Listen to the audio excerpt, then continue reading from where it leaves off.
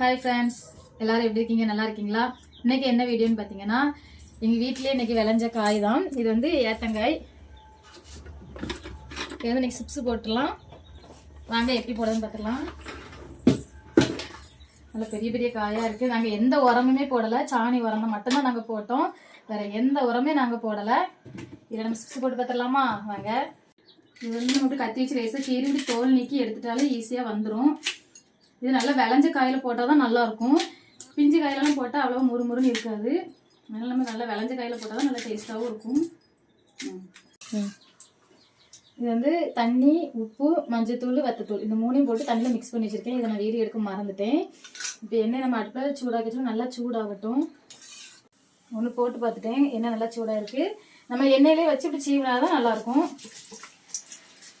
கொஞ்சம் சேஃபாகவே போடுங்க.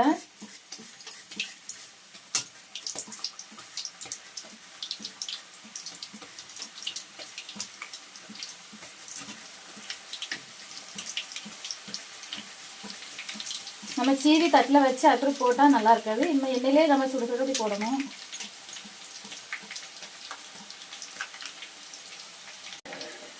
சரி, லேசாக அப்படியே பரட்டி விட்டுடலாம்.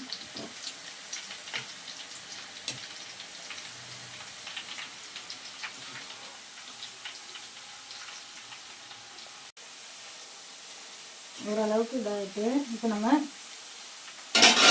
கரைச்சி வச்சது லேசாக ஒரு ஸ்பூன் போல் அப்படி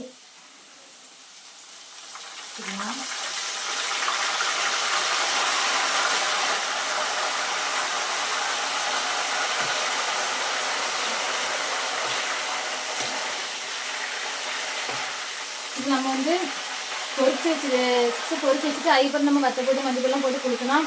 அங்கங்கே அப்படி ஒட்டிக்கிட்டு நல்லா இருக்காது. இப்போ நம்ம வந்து இந்த பொரிச்சு எடுக்கும்போதே நம்ம அதை ஊற்றி மிக்ஸ் பண்ணுறோம்னா நம்ம எல்லாமே நல்லா மிக்ஸ் ஆகி உரைப்பு காரம் எல்லாமே நல்லாயிருக்கும்.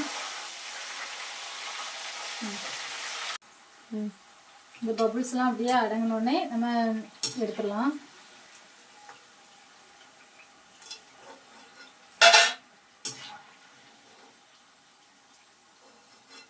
இதுதான் எங்கள் வீட்டில் ஃபஸ்ட் டைம் நாங்கள் வீட்டிலே ஏத்தங்கொலை வச்சு வச்சு போடுறது. பார்த்தீங்கன்னா நல்லாவே முறுமுறுன்னு வந்துட்டு சாப்பிட்டு பார்த்தலாம். நல்லாவே டேஸ்ட்டாக இருக்குது.